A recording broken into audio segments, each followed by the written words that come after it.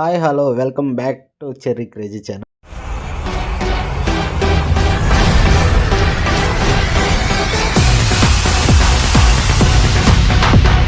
So చాలా రోజులు అయింది లాగ్ పెట్టి.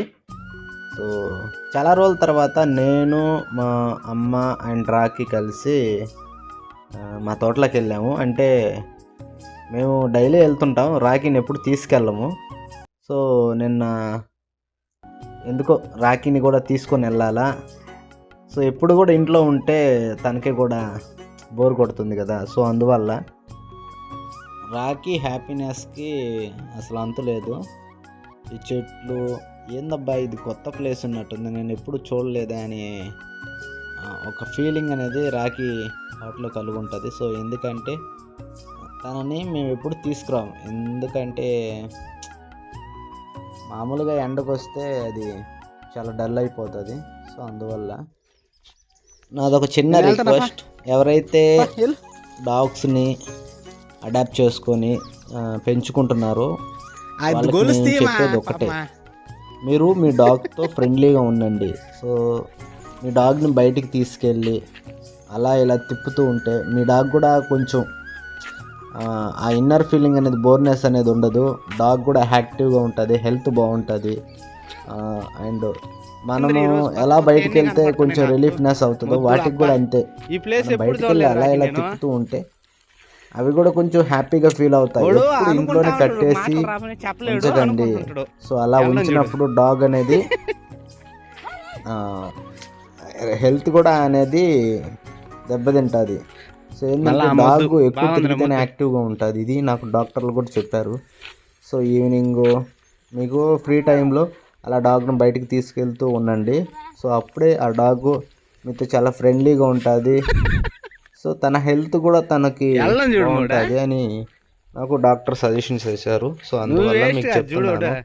సో ఇంకోటి ఏంటంటే, నేను సోషల్ మీడియాలో కొన్ని వీడియోస్ చూశాను, కొంతమంది డాగ్స్ని తీసుకొచ్చి రోడ్ల మీద వదిలేసి అలా వెళ్ళిపోతూ ఉన్నారు. సో దయచేసి మీరు డాగ్ పెంచుకోలేని పరిస్థితుల్లో ఉన్నప్పుడు దయచేసి దాన్ని తీసుకొచ్చి తన జీవితాన్ని అయితే పాటు చేయకండి. అండ్ డాగ్స్ని మేము బాగా చూసుకోగలుగుతాము అనుకునేటోళ్ళు మటుకే డాగ్స్ని తెచ్చుకోండి. ఇంకొకటి కూడా, అపార్ట్మెంట్స్ రెంటెడ్ హౌస్లో ఉన్నట్టు వాళ్ళు డాగ్స్ని దయచేసి తెచ్చుకోకండి. తెచ్చుకున్నా కూడా మీకు ఆపోజిట్ ఉన్న పిల్ల వాళ్ళకి ప్రాబ్లం లేకుండా చూసుకోండి. ఎందుకంటే కొంతమంది రీసెంట్గా చూసిన కొన్ని వీడియోస్లో అలా ఇంటి ముందు వాళ్ళు ఇలా డాగ్ అరుస్తుంది అని కొంతమంది చంపేసి ఉన్నారు. సో అందువల్ల నేను చెప్తున్నాను, వీడి కింద ఉంటే కుదురుగా ఉండడు, అందుకే ఎత్తుకున్నానా. ఎందుకు మాటికి ముళ్ళలోకి వెళ్ళిపోతున్నాడు, ఇంకా ఆడ ఏదైనా గుర్చుకునిందంటే కనీసం తాకను కూడా దాకనేడు. వీడికి కాళ్ళు దాకినా తోక దాకినా చాలా కోపం ఫ్రెండ్స్.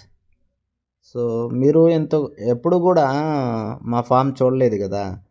సో యాక్చువల్గా ఎప్పుడు కూడా నేను లాక్ చేయలేదు, ఎప్పుడైనా చేద్దాంలే అని నేను కూడా లైట్ తీసుకున్నాను. సో ఈ వీడియోలో మా ఫామ్ మొత్తం చూపెడతాను. సో మేము ఏమేస్తున్నాము, సో అందుకే ఈ లాగ్ కూడా రికార్డ్ చేస్తున్నాను విత్ రాఖీతో సహా. మెమరీస్, ఇలాంటి మెమరీస్ మనం ఎప్పటికీ మర్చిపోలేము. Memories is the important in our life. ఎడబాత చెలోకే చెప్పు, ఎడబాత ఒడి చూడుమా, ఒడి చూడు తెలియగలడు. రాకి నువ్వులా చేలోకి, నువ్వులా రాకూడదు లోపలికే.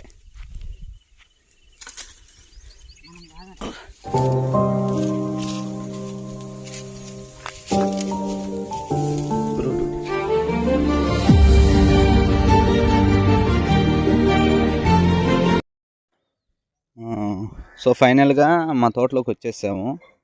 సో ఇదే మా తోట. సో ఎప్పుడైనా కూడా మనకి లైఫ్లో ఏది శాశ్వతంగా ఉండదు. సో మనకున్న ప్రాపర్టీస్ తప్ప. సో అవే మనల్ని లైఫ్లో కాపాడేది.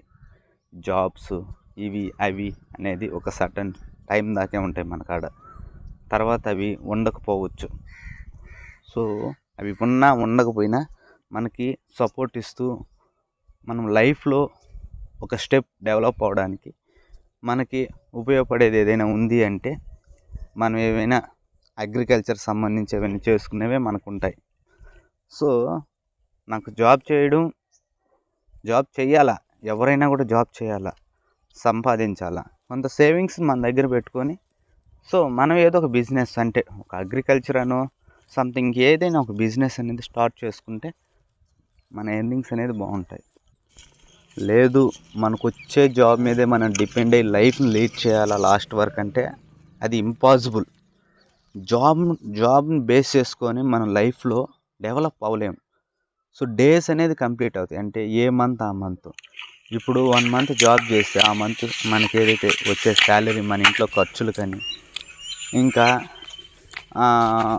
మనకు సంబంధించిన పర్సనల్గా సంబంధించిన వాటికే ఖర్చు అయిపోతాయి. దాన్ని సేవింగ్స్ అనేది మిగలదు.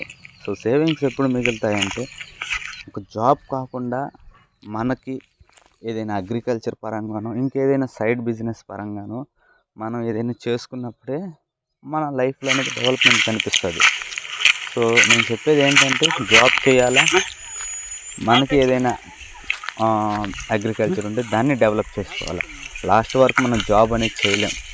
సో ఇప్పుడున్న జనరేషన్లో